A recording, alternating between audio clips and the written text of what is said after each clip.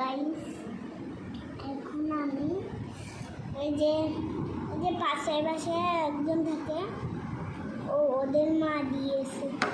বলো পাশের বাসার আন্টি বললে তো হয়। পাশের বাসায় আন্টি দিয়েছে।